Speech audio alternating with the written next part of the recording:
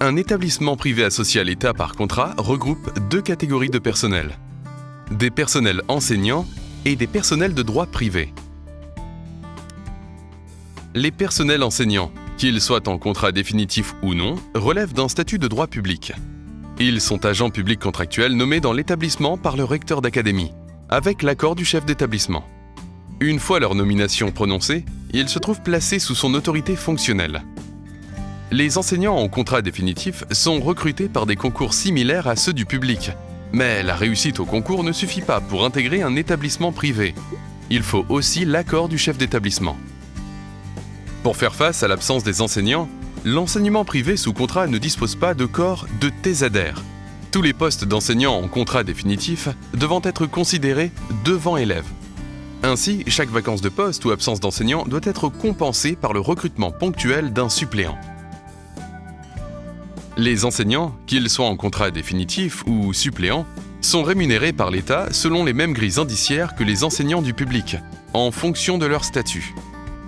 Cependant, comme leurs retraites dépendent du régime général et de caisses de retraite complémentaires, cela induit une différence, tant dans la rémunération nette, taux de cotisation plus fort, que dans les droits à la retraite plus faible.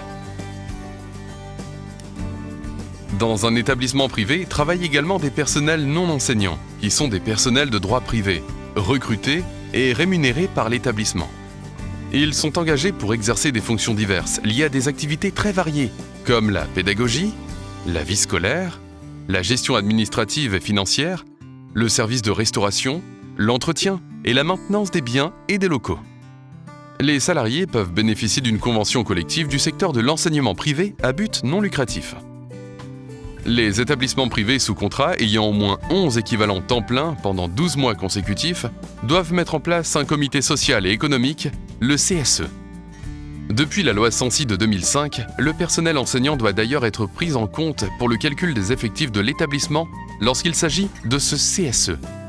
Pour les établissements ayant une masse salariale de 50 salariés ou plus, le CSE remplit également les missions autrefois attribuées au CHSCT. Le chef d'établissement est responsable de l'accompagnement des personnes et de leur formation. À ce titre, le chef d'établissement organise, pour les enseignants, des journées pédagogiques visant, par exemple, à faire fructifier le projet d'établissement. Il participe également, avec l'IEN ou l'IPR, à l'évaluation des enseignants dans le cadre du PPCR. Pour les personnels de droit privé, le chef d'établissement doit impérativement mettre en place des entretiens professionnels biannuels, en plus des possibles entretiens annuels d'activité, visant à établir, avec le salarié, un bilan professionnel et des perspectives de montée en compétences ou de reconversion par des actions de formation.